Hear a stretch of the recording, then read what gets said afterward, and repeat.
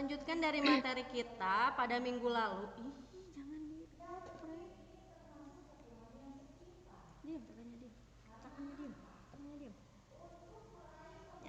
Melanjutkan materi kita pada minggu lalu ya tentang jaringan pada tumbuhan. Kalau kemarin kita mempelajari tentang berbagai macam jenis jaringan pada tumbuhan ya. Kalau kita ulas kembali, jaringan pada tumbuhan itu ada 5 ya. Ada jaringan meristem. Jaringan meristem cirinya adalah jaringan yang aktif membelah ya. Kemudian ada jaringan epidermis, merupakan jaringan yang paling luar yang fungsinya adalah untuk melindungi bagian dalam pada tubuh tumbuhan. Yang ketiga adalah jaringan parenkim atau jaringan dasar. Kenapa disebut jaringan dasar? Karena ditemukan hampir di semua bagian tumbuhan yang fungsinya untuk menyimpan cadangan air, menyimpan cadangan makanan. Kemudian ada lagi jaringan penyokong atau jaringan penguat ya. Di sini fungsinya adalah untuk menguatkan batang. Kemudian ada lagi jaringan pengangkut. Jaringan pengangkut ada 2, ada xilem, ada flum. Ya, kalau xilem pembuluh kayu fungsinya untuk mengangkut air dan juga garam mineral dari akar sampai ke daun. Sedangkan untuk phloem mengangkut hasil fotosintesis dari daun yang disalurkan ke seluruh bagian tumbuhan. Itu tentang jaringan pada tumbuhan ya. Nah, pada kesempatan kali ini kita akan mempelajari tentang organ pada tumbuhan, masih mengenai tumbuhan ya, belum ke hewan. Organ pada tumbuhan. Nah, kalau organ pada tumbuhan di sini kita bagi menjadi beberapa macam. Ada akar. Apalagi organ tumbuhan itu? Selain akar? Akar. Batang. Batang, Bu. Ada batang. Ada apa lagi? Daun. Ada daun, terus? Buah. Ada buah. Ada bunga, ada biji ya. Jadi organ pada tumbuhan itu kita bagi menjadi akar, ada batang, ada daun, ada bunga, ada buah, dan juga ada biji ya. Nah, kita akan bahas satu persatu mengenai organ pada tumbuhan tersebut. Yang pertama adalah akar ya. Kalian pasti sudah tidak asing lagi dengan yang namanya akar ya. Akar seperti yang kita tahu fungsi utamanya itu adalah menyerap air dan garam mineral yang ada di dalam tanah agar tumbuhan bisa tumbuh ya. Itu fungsi secara umum daripada akar. Gitu. Nah, akar ini kalau untuk pada tanaman dikotil, dia memiliki akar lembaga yang terus tumbuh sehingga membentuk akar tunggang. Akar tunggang itu akar yang tidak mudah dicabut, jadi ada runcing bagian dalamnya. Jadi ketika dicabut itu akan mengalami kesusahan gitu ya. Itu ciri dari akar pada tanaman dikotil ya. Jadi akar pada tanaman dikotil adalah akar yang akar lembaganya itu akan terus tumbuh hingga membentuk yang namanya akar tunggang gitu ya. Itu untuk ciri tanaman dikotil. Sedangkan pada akar tanaman monokotil akar lembaganya mati. Kalau tadi akar lembaganya tumbuh sehingga akan membentuk akar tunggang ke bawah, kalau untuk tanaman monokotil atau akar monokotil akar lembaganya mati ya. Pangkal akarnya akan tumbuh yang memiliki ukuran yang sama sehingga tersebar. Nah, makanya dinamakan dengan akar serabut gitu ya. Jadi cirinya kalau tanaman dikotil ini memiliki akar tunggang.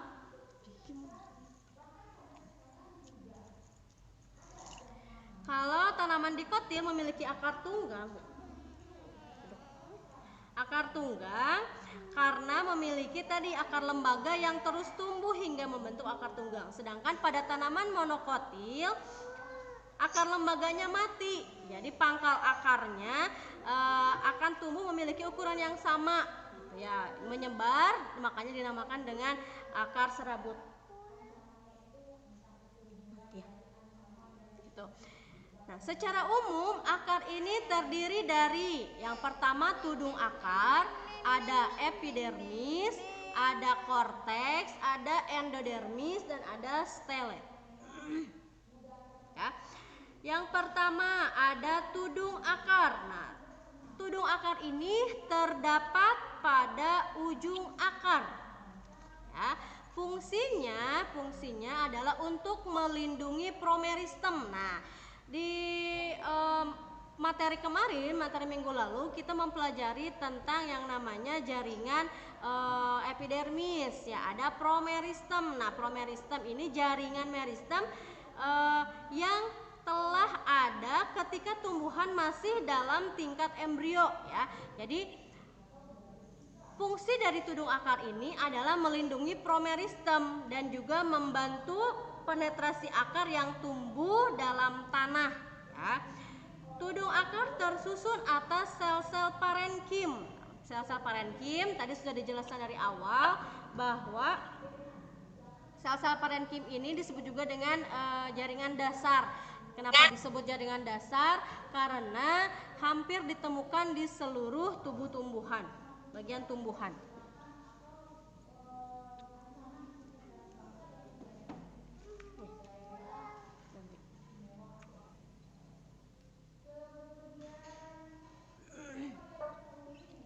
Itu untuk tudung akar, ya. Kemudian yang kedua ada epidermis. Nah, epidermis akar disebut juga dengan epiblem atau lapisan piliper. Ya, di sini epidermis terdiri atas sel-sel yang berdinding tipis dan tidak mengandung kutikula. Ya, kalau mengandung kutikula, dia dindingnya tebal. Karena ini berdinding tipis, maka tidak mengandung kutikula epidermisnya. Yang kita tahu epidermis ini merupakan lapisan luar, ya, lapisan terluar dari akar. Epidermis pada akar yang sudah dewasa akan mengalami kerusakan yang fungsinya nanti akan digantikan oleh eksodermis. Karena lapisan pada akar ini dibagi menjadi 3, ada yang namanya endodermis, ada mesodermis, ada juga eksodermis. Endodermis berarti lapisan dalam akar, yang kedua mesodermis lapisan tengah akar, kemudian eksodermis lapisan terluar, ya. Nah, di sini ketika epidermis pada akar sudah dewasa yang mengalami kerusakan, maka fungsinya akan digantikan oleh yang namanya eksodermis, ya, lapisan terluar. Ini untuk organ akar, ya. Sudah ada tudung akar dan juga ada epidermis.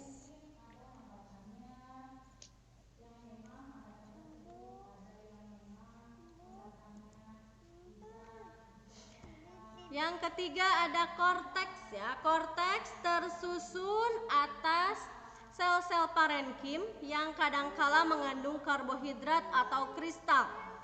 Dinding sel pada lapisan terluar korteks mengalami penebalan oleh zat suberit dan berdiferensiasi menjadi eksodermis. Sementara lapisan terdalam korteksnya berdiferensiasi menjadi endodermis. Ya, jadi lapisan luar korteks mengalami penebalan, berdiferensiasi menjadi eksodermis, lapisan terluarnya, sedangkan lapisan terdalamnya berdiferensiasi menjadi endodermis. Itu untuk korteks. Yang selanjutnya ada endodermis. Nah, endodermis pada akar di sini fungsinya adalah sebagai pembatas selektif, artinya mengatur keluar masuknya bahan dari larutan tanah ke jaringan pembunuh di dalam stele. Ya, jadi fungsi dari endodermis pada akar adalah pembatas selektif untuk mengatur keluar masuknya bahan dari larutan tanah ke jaringan pembuluh di dalam stele. Ya. Nah, di sini kan endodermis terdiri atas satu lapis sel yang struktur dan fungsinya berbeda dengan sel-sel sekitarnya. Nah, apa fungsi dari endodermis pada akar? Tadi sudah Ibu jelaskan bahwa fungsinya adalah untuk pembatas selektif sebagai tempat keluar masuknya bahan dari larutan tanah ke jaringan pembuluh di dalam stele. Ya. Dinding sel endodermis akar dapat mengalami penebalan berbentuk titik-titik atau pita Kaspari atau membentuk seperti huruf U oleh zat suberin, kutin atau kutikula, lignin dan juga selulosa. Namun di antara sel-sel itu ada yang tidak mengalami penebalan. Jadi tidak semua ya endodermis itu mengalami penebalan. Nah, ada sel-sel yang tidak mengalami penebalan itu disebut dengan sel peresap. Iya, sebentar. Keluar tuh, main dulu. Tapi jangan kesana ya. Tuh, itu untuk endodermis ya. Kemudian ada stele akar, merupakan bagian tengah dari akar yang terletak di sebelah dalam endodermis. Nah, stele ini terdiri dari perisikel, berkas pembuluh dan juga parenkim. Stele ini disebut juga dengan silinder pusat ya. Nah, perisikel merupakan lapisan terluar. Jadi perisikel ini lapisan terluar kemudian berhadapan dengan silem, fungsinya adalah sebagai jaringan meristematik. Nah, dari awal sudah dijelaskan bahwa jaringan meristematik ini adalah jaringan yang aktif sekali membelah. Fungsinya dalam pertumbuhan sekunder dan juga pembentukan akar ke samping. Ya, ini perisikel. Jadi perisikel merupakan lapisan terluar yang berhadapan dengan silem yang sifatnya itu adalah seperti jaringan meristematik, yang artinya meristematik ini adalah jaringan yang aktif sekali membelah gitu. Fungsi dalam pertumbuhan sekunder dan juga pembentukan akar ke arah samping. Ya, itu untuk perisikel. Perisikel juga disebut sebagai perikambium ya, yang ini. Perisikel disebut juga sebagai perikambium. Kemudian ada berkas pembuluh. Berkas pembuluh ada pembuluh angkut ya. Kalau pembuluh angkut di sini ada silem dan juga floem ya. Silem berarti fungsinya mengangkut air dan juga garam mineral ya dari akar sampai ke daun. Kemudian melakukan yang namanya proses fotosintesis. Sedangkan floem mengangkut hasil fotosintesis itu dan menyebarkannya dari daun ke seluruh tubuh tumbuhan. Kemudian jaringan parenkim, kalau parenkim tadi jaringan dasar yang hampir ada di semua bagian tumbuhan, ya. Jadi bagian akar itu terdiri dari tudung akar, epidermis, korteks, endodermis, dan stele atau silinder pusat.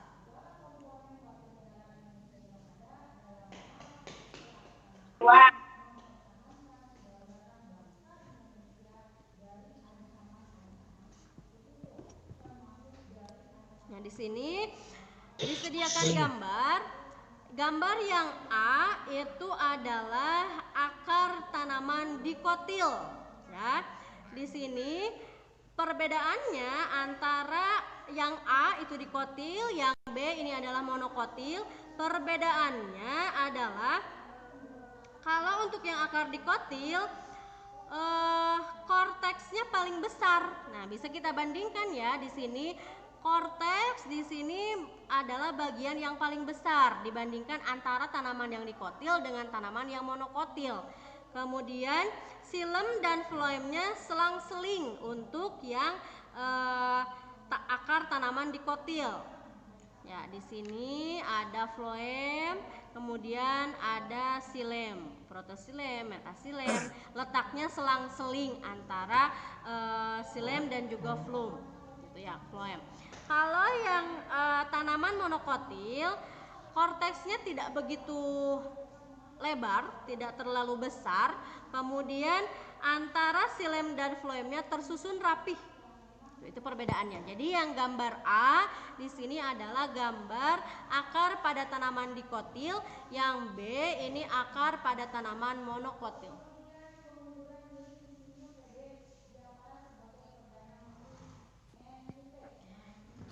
Itu untuk yang akar ya. Kita lanjut ke bagian yang kedua, adalah bagian batang. Batang di sini jaringan pada batang primer yang baru berasal dari aktivitas sel meristem primer. Lapisan kulit luarnya itu adalah epidermis ya. Epidermis ini memproduksi lapisan lilin atau lapisan kutikula. Fungsinya adalah melindungi tanaman dari kerusakan yang diakibatkan oleh serangga ataupun dari penyakit. Itu sekilas tentang batang. Jadi jaringan pada batang primer yang baru ini berasal dari aktivitas sel meristem primer ya. Lapisan kulit luarnya dinamakan dengan epidermis. Nah, pada batang di sini memproduksi lapisan lilin atau lapisan kutikula yang fungsinya adalah untuk melindungi tanaman dari kerusakan oleh serangga ataupun dari penyakit.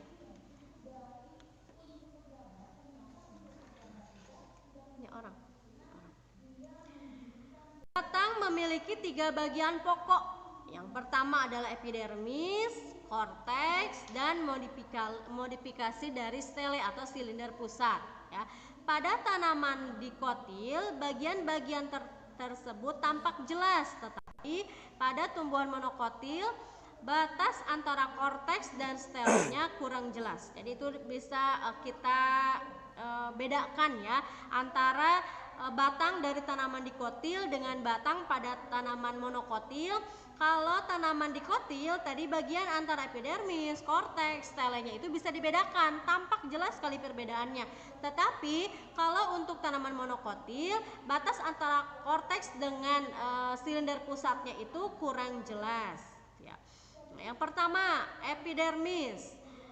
Tadi epidermis batang terdiri atas satu lapis sel yang tersusun rapat tanpa ruang antar sel. Dinding sel bagian luar mengalami penebalan dari zat kitin. Epidermis batang memiliki berbagai macam modifikasi. Ada yang menjadi stomata atau mulut daun, ada trikoma. Kalau trikoma ini berupa rambut-rambut, ada sel silika dan sel gabus. Stomata kelak akan berkembang menjadi lentisel yang berfungsi untuk pertukaran gas ataupun penguapan.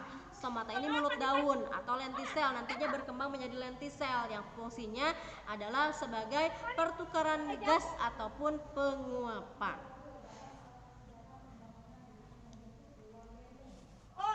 Sudah ditulis?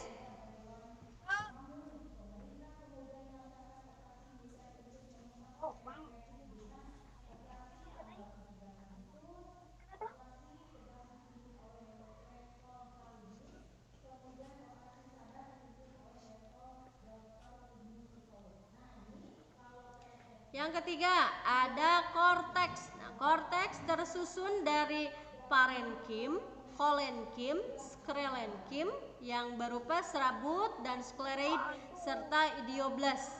Sel-sel yang bentuk dan fungsinya berbeda dengan sel-sel di sekitarnya. Ya, kita kan sudah membahas ya tentang parenkim, ada kolenkim, ada sklerenkim, sudah dibahas pada pertemuan yang sebelumnya ya. Nah, fungsinya berbeda dari sel-sel yang ada di sekitarnya.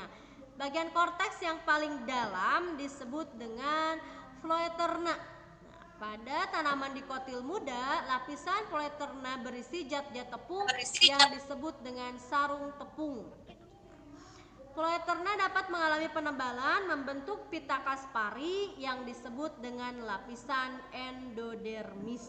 Ya, bagian dalam, lapisan yang paling dalam, endodermis.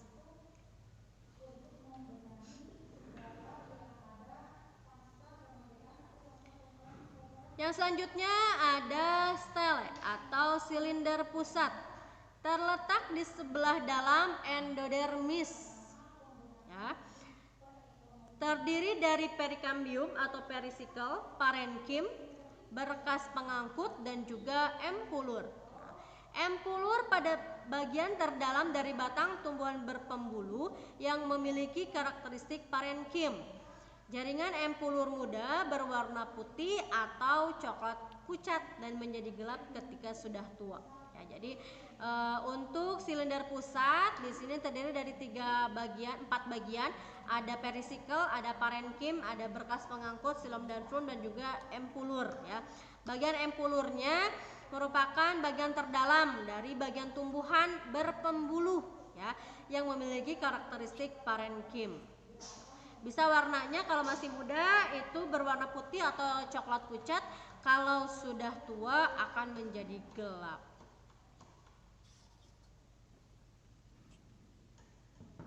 Nah, di sini gambar dari batang ya.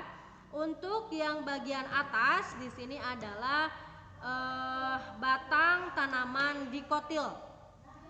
Untuk yang bagian bawah adalah batang tanaman monokotil. Bedanya apa? Kalau untuk yang tanaman dikotil di sini dia memiliki empulur. Kalau yang tanaman monokotil dia tidak memiliki empulur. Ya. Kalian bisa bedakan. Nah, kalau yang untuk yang pertama yang bagian atas di sini untuk tanaman dikotil memiliki empulur, jadi berkambium. Kalau berpembuluh, maaf, tanamannya tanaman berpembuluh. Tapi kalau untuk yang monokotil dia tidak memiliki empulur. Itu untuk yang batang.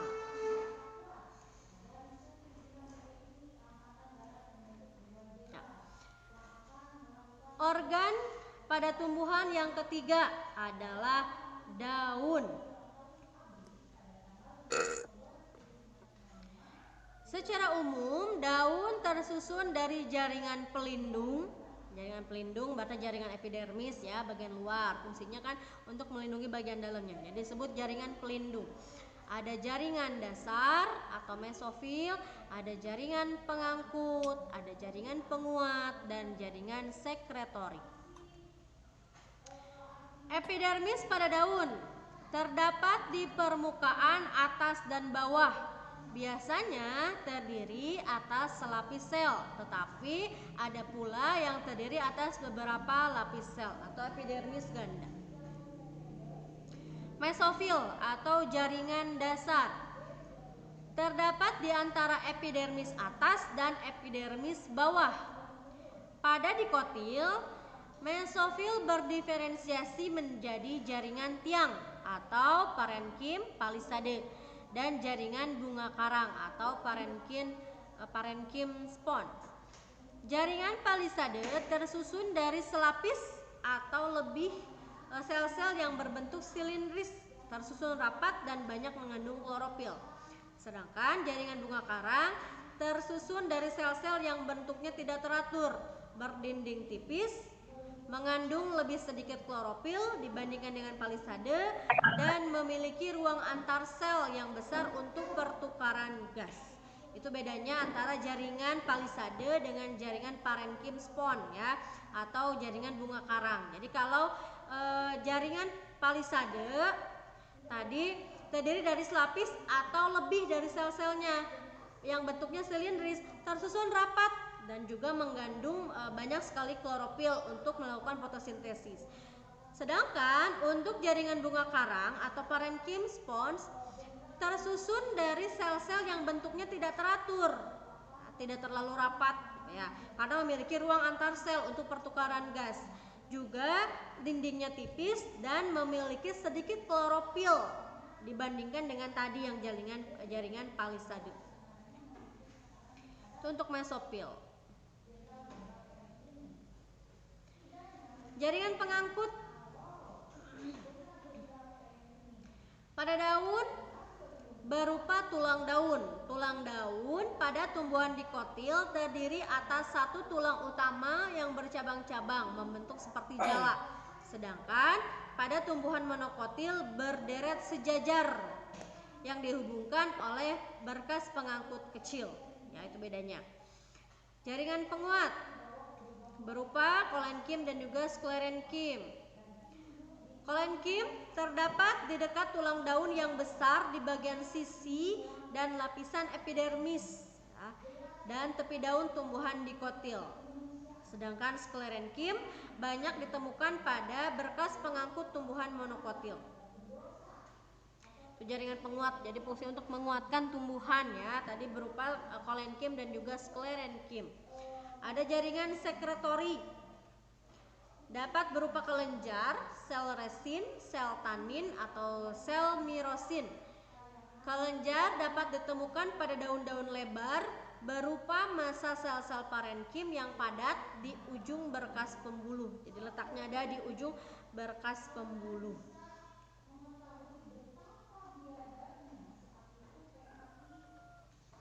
Nah, di sini ada perbedaannya ya. Untuk yang sebelah kiri Ibu, gambar yang sebelah kiri Ibu ini adalah gambar pada daun tanaman dikotil. Kalau untuk yang sebelah kanan Ibu, di sini adalah gambar daun pada tumbuhan monokotil.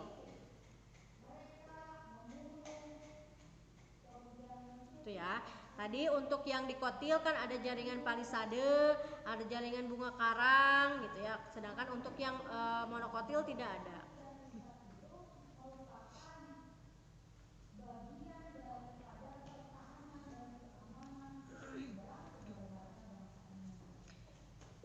Organ yang keempat adalah bunga. Ya, bunga merupakan alat reproduksi seksual pada tumbuhan. Bunga yang sempurna disebut bunga sempurna. Ini adalah bunga yang memiliki putik dan juga benang sari sebagai alat reproduksinya. Jadi ada putik, ada benang sari sebagai alat reproduksi, maka disebut dengan bunga sempurna. Disebut bunga lengkap karena memiliki alat reproduksi tadi berupa putik dan juga benang sari, juga perhiasan bunga. Perhiasan bunga ini ada kelopak dan juga ada mahkotanya. Jadi disebut bunga lengkap. Jadi ketika bunga dikatakan bunga sempurna jika memiliki alat reproduksi, tetapi ketika bunga disebut dengan bunga lengkap ketika memiliki alat reproduksi dan perhiasan bunga. Perhiasan bunga meliputi kelopak dan juga mahkota. Kalau tadi alat reproduksi ini berupa putik dan juga benang sari. Secara anatomi, daun kelopak dan daun mahkota mempunyai struktur yang sama, yaitu memiliki epidermis atas dan epidermis bawah. Ada juga parenkim dasar, ada berkas pembuluh dan sel-sel idioblast atau saluran getah. Daun kelopak tersusun dari sel-sel yang berklorofil dan mesofil yang tidak berdiferensiasi menjadi jaringan tiang atau jaringan spon. Sel epidermis daun kelopak dilapisi zat kitin serta memiliki stomata dan juga trikoma. Di sini berdiferensiasi ya menjadi stomata dan juga trikoma. Stomata mulut daun, trikoma berupa rambut-rambut halusnya.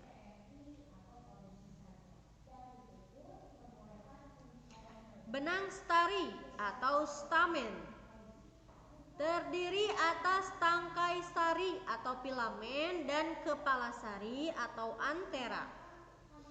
Benang sari memiliki 4 ruangan.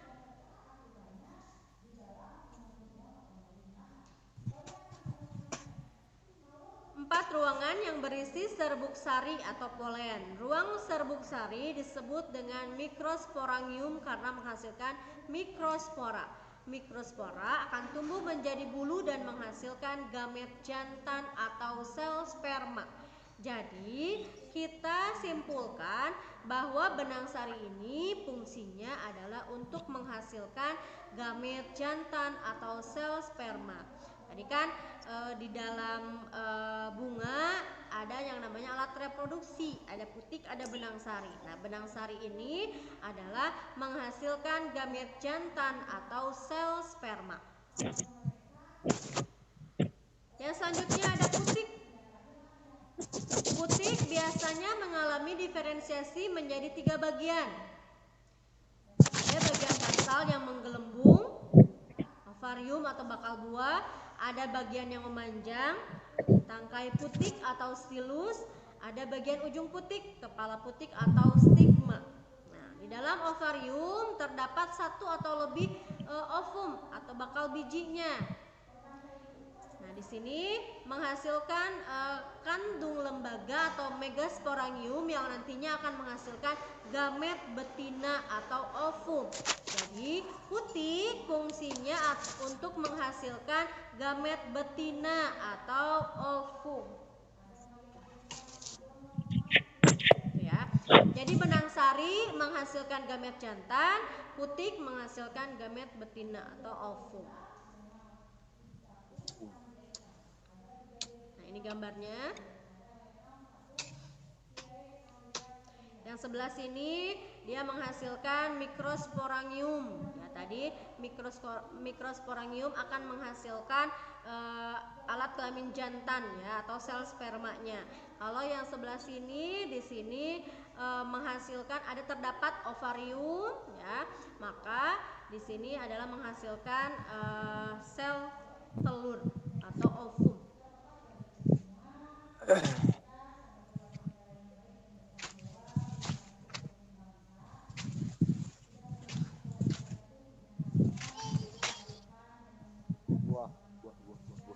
Yang selanjutnya organnya yang kelima ada buah. Buah merupakan perkembangan lebih lanjut dari bakal buah. Nah, berdasarkan sifat dinding buah atau perikarpium dapat dibedakan menjadi 3 macam.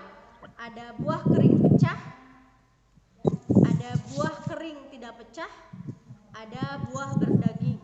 Ya, buah kering pecah, misalnya di sini pada kedelai. Buah kering tapi tidak pecah ya. Buah kering pecah. Ada buah kering tidak pecah, misalnya terdapat pada padi ataupun pada jagung. Ada buah berdaging, misalnya pada jeruk, ada mentimun ya. Perikarpium atau dinding buah di sini tumbuh dari dinding ovarium. Buah ya.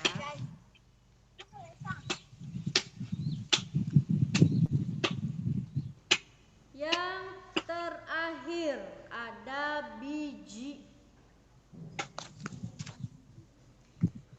Biji merupakan perkembangan lebih lanjut dari bakal biji. Tadi kalau buah merupakan perkembangan lebih lanjut dari bakal buah.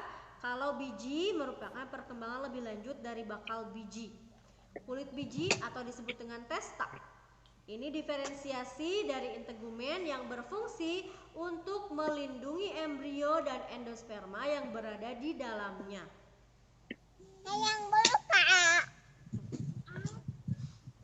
Struktur kulit biji ini bervariasi.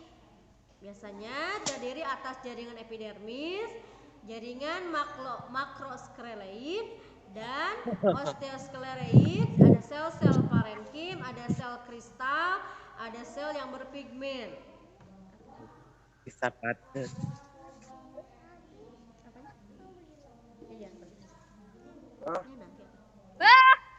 Biji dapat dibedakan menjadi 2 macam atau 2 tipe, ada endosperma, ada non-endosperma.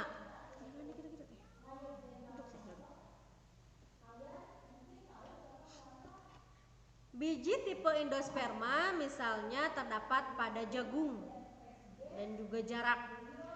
Kalau non-endosperma terdapat pada merica ataupun pada labu kuning. Salah satu contohnya ya. Untuk biji. Jadi biji perkembangan lebih lanjut dari bakal biji. Kemudian ada 2 tipe ya. Ada tipe endosperma, ada tipe non-endosperma. Ini perbedaan anatomi tumbuhan monokotil dengan dikotil ya. Untuk akarnya, tumbuhan monokotil tadi memiliki parenkim sentral, tidak memiliki kambium, xilem primer dan floem primer terletak berselang-seling atau tipe radial. Kalau untuk dikotil Tidak memiliki parenkim sentral, memiliki kambium di antara xilem dan floemnya. Xilem primer terletak di pusat akar dan floem primer terletak di luar xilem primer. Jadi tidak berselang-seling tapi berjajar ya. Kalau batang monokotil. Batas kortek dengan stelenya kurang jelas. Xilem dan floem tidak ada kambium. Kalau untuk dikotil, batas antara korteks dengan stelenya jelas ya. Antara floem dan xilem terdapat kambium. Daun tidak memiliki jaringan parenkim atau tersusun dari sel-sel parenkim yang struktur dan ukurannya seragam. Itu untuk monokotil. Sedangkan untuk dikotil memiliki jaringan parenkim palisade pada sisi atas dan bagian atas daun.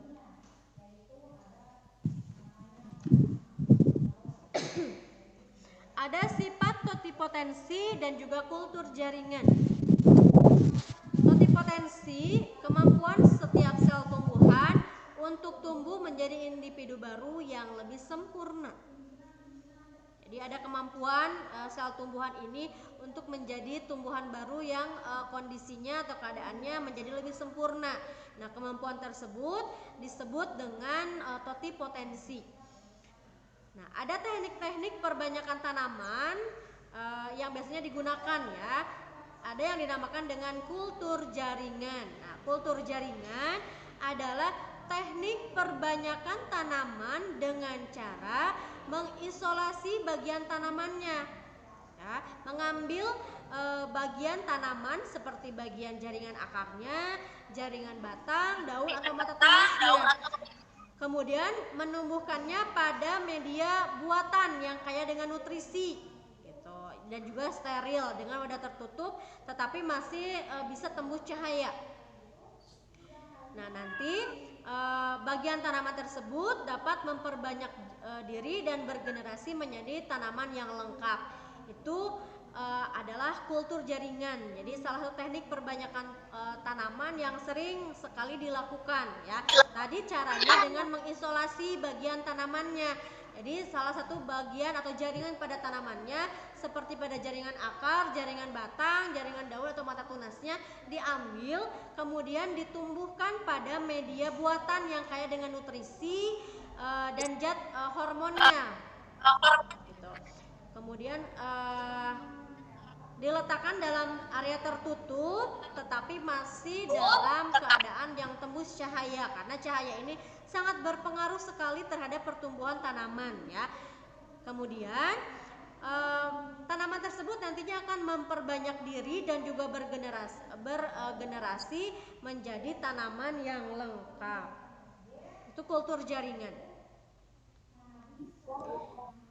Jenis-jenisnya ada meristem kultur, ada volen, ada protopas kultur, ada kloropas kultur, ada somatic cross. Tekniknya, teknik kultur jaringan atau disebut dengan mikropropagasi. Yang pertama yang harus dilakukan adalah sterilisasi. Sterilisasi di sini segala kegiatan pada kultur jaringan harus dilakukan pada tempat yang steril, juga menggunakan alat-alat yang steril pula. Gitu ya. Jadi yang pertama harus disterilkan dulu teknik kultur jaringannya. Kalau kita ingin melakukan yang namanya kultur jaringan atau perbanyakan tanaman, maka kita harus menyediakan tempat dan juga alat-alat yang sudah disterilkan terlebih dahulu. Yang kedua, ada pembuatan medianya. Nah, komposisi media yang digunakan bergantung pada jenis tanaman yang akan dikultur. Nah, di sini biasanya terdiri atas garam mineral, vitamin, hormon, dan bahan tambahan seperti agar-agar dan juga gula. Yang ketiga, tekniknya adalah inisiasi pengambilan eksplant atau bagian tanaman yang akan dikultur. Tadi bisa dari jaringan akarnya, bisa jadi jaringan batangnya, jaringan daunnya, atau dari mata tunasnya. Tunas bangsa.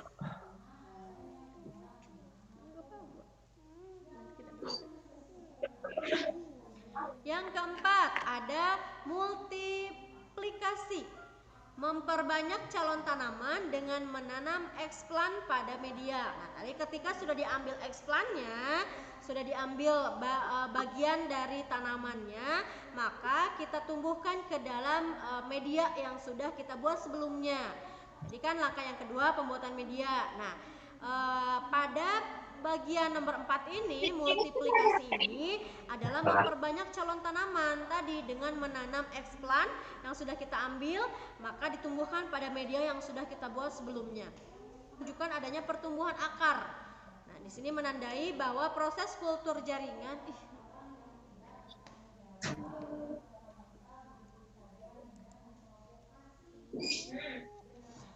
pertumbuhan akar yang menandai bahwa proses kultur jaringan di sini akan mulai dan berjalan dengan baik, ya. Jadi sudah ada pertumbuhan, menunjukkan ada gejala pertumbuhan akar, itu pengakaran. Yang keenam adalah aklimatisasi, kegiatan memindahkan eksplan keluar dari ruangan aseptik.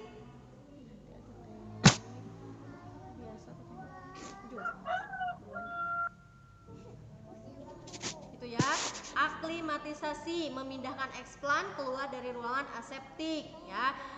Jadi kan tadi sudah disterilkan, maka dikeluarkan, sudah ada menunjukkan adanya pertumbuhan akar, maka itu akan dimulai proses kultur jaringannya. Nah, langkah yang keenam tadi aklimatisasi, kegiatan memindahkan eksplan tadi keluar dari ruangan aseptik. Selesai untuk materi kita hari ini.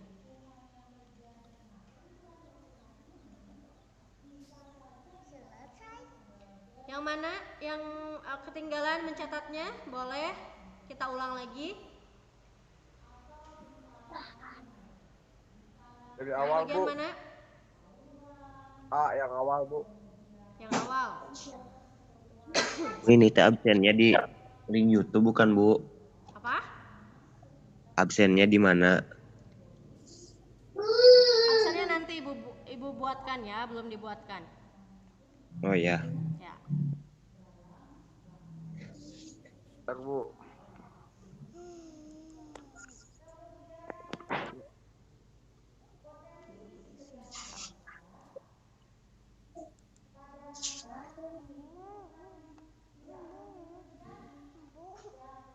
Udah, Bu. Makasih.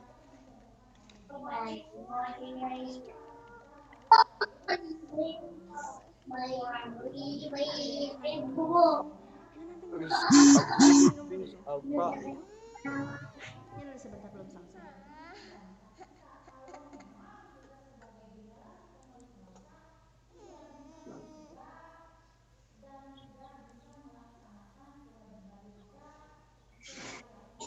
Buat aja.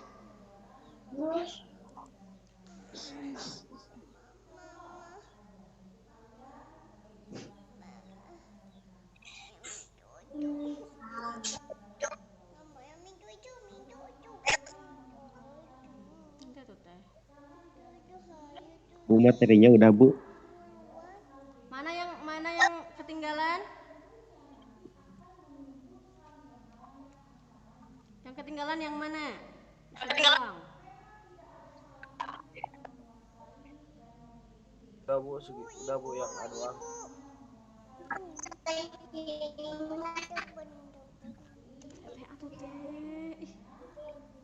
Diam atau tetehnya, duduk. Kalau mau ikut duduk, diam.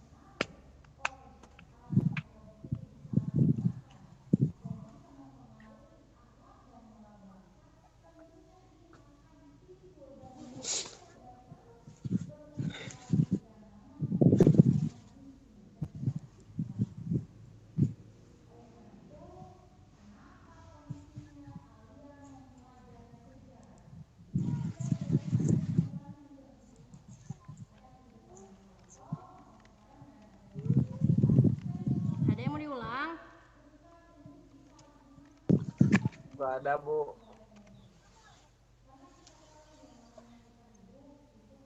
Gak ada bu. Sudah mencatatnya sudah?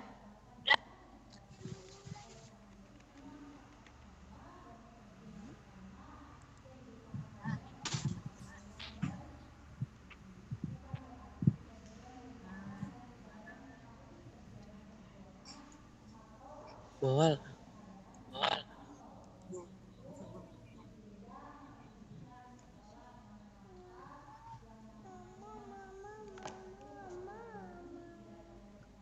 Ican belum bu, Ican bu, Ican belum bu.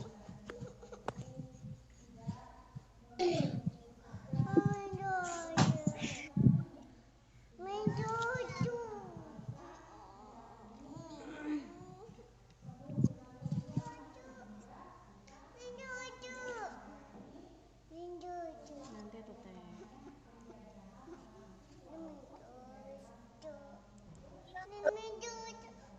Ya nanti. Iqbal lah bu, belum bu. Iqbal bu.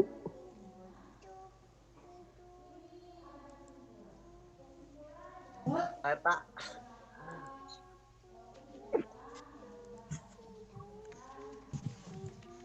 Ibu bikin absennya dulu. Kata Ican gak paham nggak bu, kata Ican.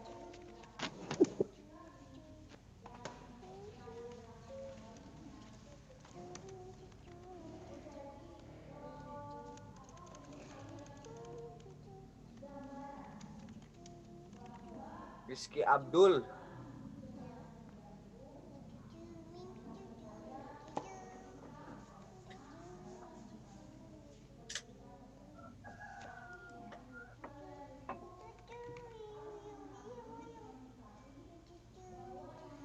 Kau rangaku.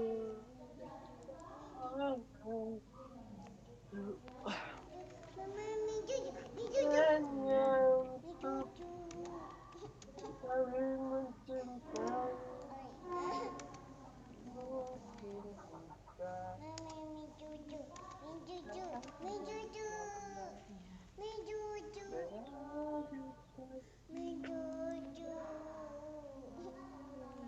Udah belum?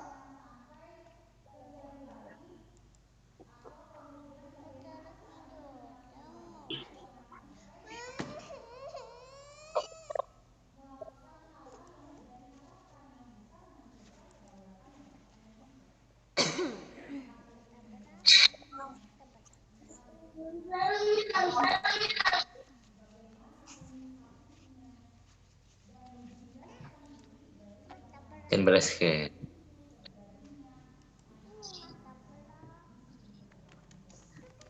Kita sama-sama.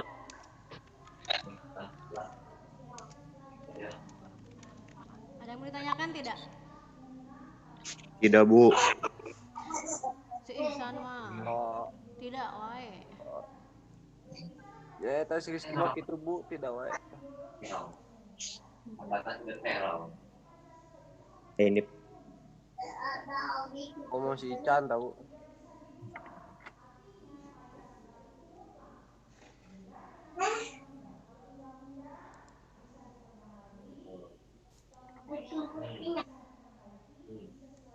Bu, di belakang si Aditin bu.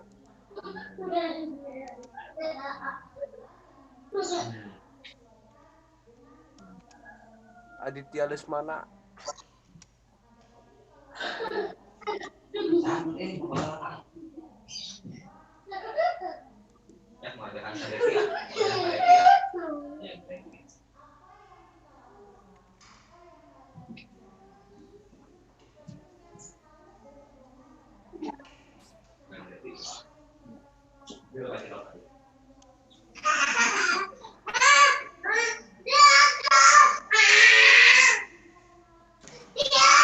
Nani atuh Ihsan ih.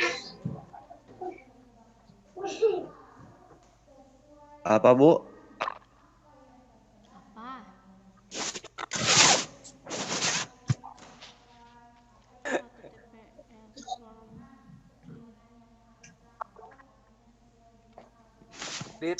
Si Adit fokus belajar. Iya, sebentar.